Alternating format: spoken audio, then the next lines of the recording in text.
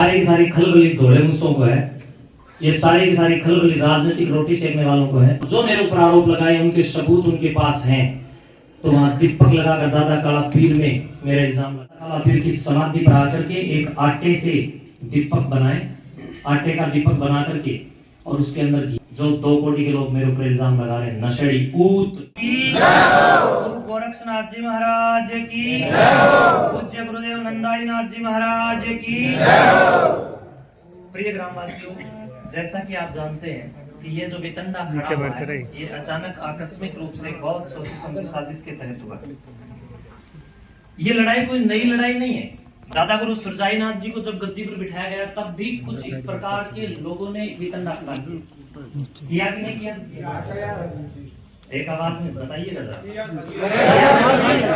और जब मेरे पूज्य यहाँ पर दादा गुरु जी जब गद्दी पर बैठे, जब भी लोगों ने वितंडा किया, और उस समय तो यहाँ पर पुलिस चौकी तक लगानी पड़ी थी। सही बात है। और उसके बाद में जब 55, 56, 57 साल के आसपास तक पूज्य गुरुदेव दादा गुरु जी सुरजाई नाथ जी गद्दी पर तपस्या कर गए, उसके बाद पूज्य नंदाई नाथ जी गुरुदेव यहाँ पर बैठे, उनके साथ भी वितंडा किया। अब वो वितंडा मेरे साथ भी करने का एक प्लान कुछ लोग कटिबद्ध होकर के कर रहे हैं, एक होकर के कर रहे हैं। अब इसमें थोड़ा विचार कीजिए।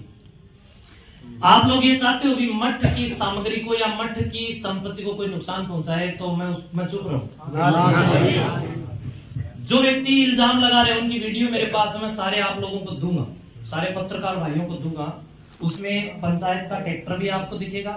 पंचायत के लोग जो वर्तमान इन जो लोग इल्जाम लगा रहे हैं, इन लोगों के आसपास के जो कोई ड्राइवर है या कोई इनके ही कर्मचारी हैं, इनको इन लोगों ने मठ में भेजा और भेज करके इन्होंने बार बार, अगर 5000 ईंटें 10,000, तो स्टेडियम का काम चल रहा है जी, हजारों लाखों में ईंट आ रही है और लग रही है। देखा आपने कितना ईंटें स्टेडियम में कितना खर्चा लगा हो, किसी को दिखाई नहीं दे रहा है। जो लोग बोल रहे हैं ऐसे 2 कोटि की बात उठाकर कोई भी बोल देगा, लेकिन मैं आप सब लोगों की सेवा में हूं, मेरा कोई वजूद नहीं है। जो कुछ हूं आप सब की वजह से। हरियाणा की जनता, दादा काला पीर के सेवक, कोत गांव और छोटी कोत, बड़ी कोत, खापड़, नाड़ा, गैबीनगर, जयजवान, बरसोड़ा, बुडायन, कापड़ो, इन सब गांवों के नहीं बल्कि और भी दूर दूर तक के लोग यहाँ पर श्रद्धा के साथ मत्था टेकने के लिए आते हैं। आप सब जितने भी श्रद्धालु आते हैं या व्यक्तिगत रूप से जो मेरे से जुड़े हुए हैं, उन सब के कारण आज जो कुछ भी हूं उन्हीं के कारण, और मेरा यहाँ कुछ भी नहीं है, आप लोगों का। अब पहली बात ये कि ये लोग अपने लोगों को मठ में भेजते हैं और भेज करके जो मठ की सामग्री है ट्राली लेकर के भेजते हैं, रोड़ा तोड़ने वाली मशीन को लेकर के भेजते हैं। अब ये मेरे स्टेटस के अनुकूल बात नहीं है, लेकिन जब सामने वाले इतने गिर गए तो अब मेरे को नाली साफ करनी पड़ेगी, और जब नाली साफ करेंगे तो हाथ तो थोड़े बहुत भरेंगे, तो इसलिए मुझे ये छोटी बात आपको बतानी पड़ रही है।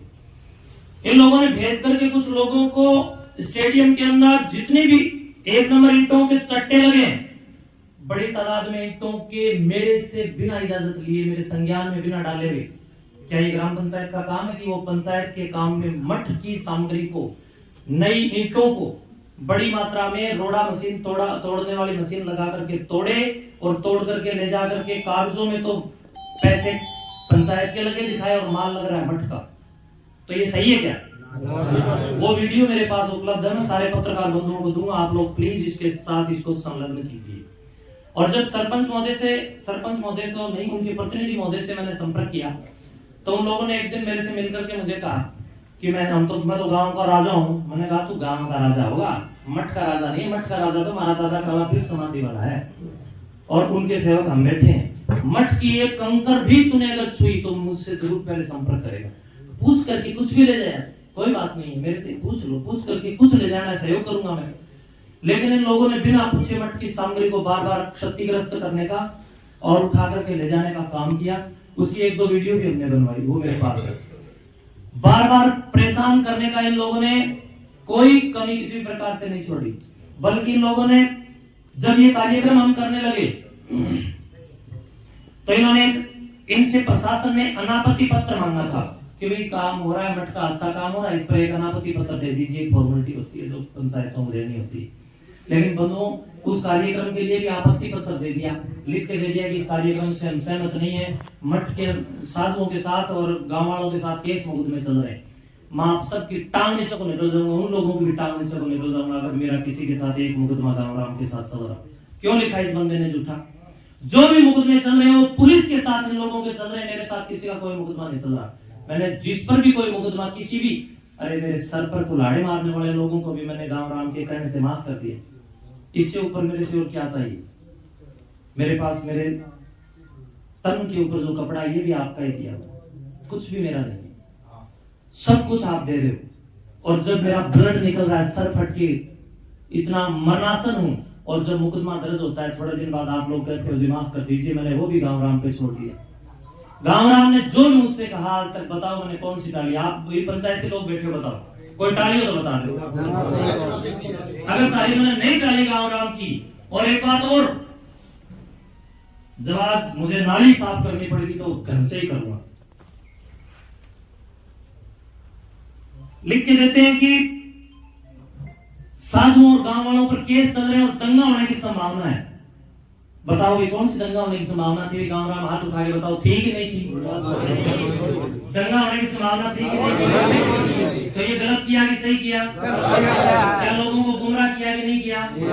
तो गुमराह करके इसने इस प्रकार के कागजात दे दिए और रजिस्टर में कुछ और सिस्टम बना करके फर्जी तरीके से इन्हें अपनी सेटिंग करके वो सारा काम बिगाड़ने का प्रयास किया। पूरे हरियाणा स्टेट से जो हजारों हजार विद्यार्थी यहाँ पर इस महाप्रतियोगिता के अंदर प्रतिभागी बनकर के आए, गांव का गौरव बढ़ा, कोत गांव का नाम चमका, लेकिन वो सहन नहीं हुआ। उन बच्चों के लिए जो टॉयलेट आदि की व्यवस्थाएं थी वो इनके इस एप्लीकेशन के कारण प्रशासन को रोकनी पड़ी। नहीं तो प्रशासन नियमानुसार जो स्वीकृति देता है उसके अनुसार अपने कार्य करता। उसमें तो बताओ मेरा कहाँ कोई कसूर था? बच्चियां परेशान हुई तो मुझे दर्द हुआ, तो फिर ये दर्द मैंने गांव राम के सामने बता दिया कि गांव राम देखो ये हो रहा है। ये अगर मेरा आप लोग कसूर मानते हो तो एक बार आप कह दो, जो आप गांव राम सजा देगा मैं लेने को तैयार। और आज ऑन कैमरा इस बात को कह रहा हूं, मुझे कोई भी कभी सताएगा मैं अब की बार भी स्टेज पर ही बोलूंगा खुलेआम। कब तक इन लोगों के पाप छुपाऊंगा? मैं खुद गुंडा हो गया इनके पाप छुपा करके। कितने इल्जाम इन लोगों ने खड़े कर दिए। कोई भी बहन बेटी अगर मेरे सामने आ गई ये कह देगी ना मठ की समाधि पर खड़ी होगी कि महंत जी ने मेरे को गलत देखा, सिर्फ इतना ही बोल दे अपने आप को दादा काला पीर के सामने, जो गांव राम कहेगा उस सजा मैं खुद अपने आप को दूंगा। नशेड़ियों को अधिकार नहीं है कि वो मेरे गिरबान तक आए, और ना दूंगा जब तक आप लोग मेरे साथ हैं। दूसरी बात बंधुओं, लाइब्रेरी बनाना कोई गलत है? बढ़िया काम है। क्या किसी शिक्षण संस्थान के लिए विचारधारा करके पूरे के पूरे सिस्टम को तैयार करके मेरा ये काम करना कि आज मैं स्टेडियम पूर्ति करूं? आप लोगों ने कहा था किसी गांव को स्टेडियम की जरूरत है, कहा कि नहीं? और आप लोगों ने उसके अंदर शुरुआत के अंदर वहां स्टेडियम में ये भी कहा कि आप शुरू करो, सहयोग हम करेंगे। फिर भी हम लोगों ने आप लोगों के सहयोग से वो शुरू किया। गांव के 8-10 लाख रुपए मेरे पास उस स्टेडियम में आए, बाकी का लाखों रुपया जितना लगा वो मठ का लगा। चल रहा है, गांव वाले थोड़ा थोड़ा अपने आप भी, कोई ईंट भेज रहा है, कोई सीमेंट दे रहा है, इस प्रकार का सहयोग भी हो रहा है। तो हमने विचार किया कि स्टेडियम का काम पूरा होने के बाद हम एक बहुत अच्छा ऐसा संस्थान यहाँ पर बनाए जिसमें गरीब परिवारों के बच्चे यहाँ पर निःशुल्क पढ़ें और उत्तम क्वालिटी की शिक्षा हम दें। बताओ क्या ये गलत था मेरा सोचना? इन लोगों को किसी व्यक्ति ने ये सूचना दे दी कि महंत जी तो कागजी कार्रवाई कर रहे हैं यहाँ पर एक बड़ा शिक्षण संस्थान लेने के लिए, दे दी होगी भी रात दिन ये सेटिंग बाज तो नहीं सेटिंग रखते हैं, किसी ने बता दिया होगा, एक दो कोई न कोई इनके भी संपर्क में होगा। अब दर्द हो गया कि भी महंत जी अगर ऐसा काम करेंगे तो तुम्हारा खाना खत्म, चारों खाने चिट। तो इसलिए आपके आने वाले बच्चों के भविष्य को खराब करने के लिए सारा वितरणा किया है। सुब्राईनाथ तो पहले भी यहाँ था, अगर इतना ही गलत था तो पिछले 8 साल से प्रोग्राम हो रहे, पहले क्यों नहीं विरोध किया इन लोगों ने? क्यों नहीं विरोध किया? अब ये हो रहा है कि यहाँ शिक्षण संस्थान बनने जा रहे हैं, यहाँ पर बहुत बड़ी हरियाणा की नंबर 1 लाइब्रेरी, हाईटेक लाइब्रेरी बनने जा रही है, ये इनको पता चल गया। तो इसलिए ये लोग ये सारा वितरणा खड़ा कर रहे हैं। मैंने इनका कुछ नहीं बिगाड़ा है, लेकिन ये लोग मठ की संपत्ति पर गिद्ध नजर डाल करके बैठे। और प्रिय बंधुओं, जितने भी आप लोग मुझे अभी लाइव के माध्यम से देख रहे हैं, मेरा गांव राम बैठा है, पूछो गांव राम से।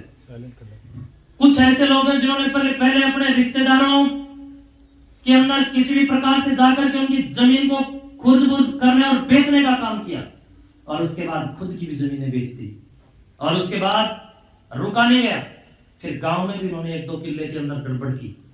और अब वो मठ की जमीन की ओर गड़बड़ करने का विचार कर रहे हैं।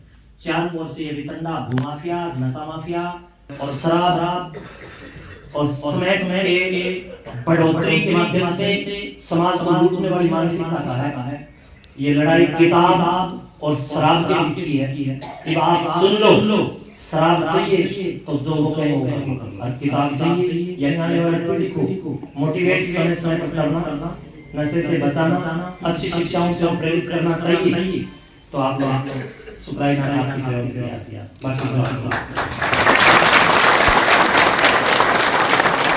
अब आप लोग गांव वाले बताओ मुझे क्या करना है। मेरे साथ बाहर लग गया रो। आपका गाड़ी मारा पाछा। देखिए आगा और पाछा सुनो मैं तो इस बात को मानता हूं कि मेरा जज समाधि वाले हैं, ठीक है। वो लोग जो इल्जाम लगा रहे हैं वो दादा काला पीर की समाधि पर, वैसे मुझे कहना नहीं चाहिए, मैं सभी दर्शकों से भी क्षमा प्रार्थी हूँ, लेकिन आज क्या करूं, जब चरित्र पर कोई बात उठती है तब समाज के सामने व्यक्ति को बताना बोलना चाहिए। और मैं कोई सफाई नहीं दे रहा हूँ, बल्कि मेरे अपने चाहने वाले लोगों ने मुझे इस बात के लिए विवश किया फोन कर करके कि प्लीज बहन जी बताइए सच्चाई क्या है, वरना लोग भ्रमित हो गए। तो मेरा जज समाधि वाला है, तो हमने सब ने मेरे को जब चुना था तो समाधि का आगे ले जा करके खड़ा किया था और आप सब ने हाथ उठा करके इस बात के लिए कहा था कि महाराज जी जी जान लगा लेंगे आपके साथ। कहा था उस दिन मैंने एक चिट्ठी दिया था कि आपकी पगड़ी नहीं झुकनी, कही थी। आज तक आपकी पगड़ी झुके मैंने ऐसा कोई काम नहीं किया। और गर्व के साथ कहता हूँ, जो 2 कोटि के लोग मेरे ऊपर इल्जाम लगा रहे हैं, नशेड़ी ऊत, वो दादा काला पीर की समाधि पर आकर के एक आटे से दीपक बनाए, आटे का दीपक बना करके और उसके अंदर घी या तेल जो भी अपनी श्रद्धा अनुसार भरते हैं वो भरे, गांव राम को इकट्ठा करें और जो मेरे ऊपर आरोप लगाए उनके सबूत उनके पास हैं, तो वहां दीपक लगाकर दादा काला पीर में मेरा इल्जाम लगा दें। उसका रिजल्ट फिर बहुत जल्दी ही मिल जाता है, ये तो मुझे कहने की जरूरत नहीं। तो इसके या फिर मेरे से लगवा लीजिए, मेरा रिजल्ट भी मिल जाएगा। तो हमारा जज हमारे समाधि में, मैं उनके सामने खड़ा होकर कह रहा हूँ कि मेरी तरफ से 100 हाथ की सोड़ में सोना, आप जितने भी मुझे चाहने वाले, जितने हरियाणा स्टेट मुझे भी देख पा रहे हैं, आप सबको भी कह रहा हूँ, ये सारी की सारी खलबली धोले मुझों को है, ये सारी की सारी खलबली राजनीतिक रोटी सेकने वालों को है, ये सारी की सारी खलबली उन लोगों को है जिनको मठ संपत्ति नहीं दे रहा है, जिन लोगों के कभी मठ के अंदर 500 अंगुली घी में रही और आज उनकी 1 अंगुली भी, मैं समझता हूं कि घी तो छोड़ो लस्सी की फुई में भी नहीं मिलती, तो उन लोगों को तकलीफ होती है। दूसरी बात ये, कुछ ऐसे लोग इनके साथ शामिल हैं, आज वो बता देते हैं, पूज्य गुरुदेव जी को कैंसर हो गया, तो ये हो सकता है बीमारी, खाना पीना किसी प्रकार से, urea, ammonia, phosphate, nitrate, zinc, sulphur हो गया, तो गुरुदेव मजबूर हो गए। उस दौरान कुछ इनके ही परिवार के लोग मठ की जमीन को ठेके पे लेते थे, और मठ की जमीन को ठेके पर कैसे लेते थे, गुरुजी से ले ली मान लो 15,000 रुपए एकड़, क्योंकि पानी की कमी वाले किले भी अपने हैं, और आगे ले जाकर के उनको 25,000 रुपए एकड़ में देकर के बीच में कमीशन खोरी करने वाले लोग थे। अब उन लोगों को सुतराईनाथ कैसे बचेगा? जिनके आटे वाले पिपे के अंदर अब चूहे कूद रहे हैं, वो लोग, उनका 2-4 कीड़े हैं ऐसे, और वो आटे वाले पिपे के अंदर जब चूहे कूद रहे हैं तो दर्द तो होगा। तो इसलिए आप लोग जरा विचार कीजिए, और आप सारे बहुत समझदार हैं, गांव के अंदर नशा कौन बड़े स्तर पर फैला रहा है, विचार कीजिए। आप गांव राम उठ करके बोलिए, आप लोग एक एक व्यक्ति जो भी कहना चाहिए।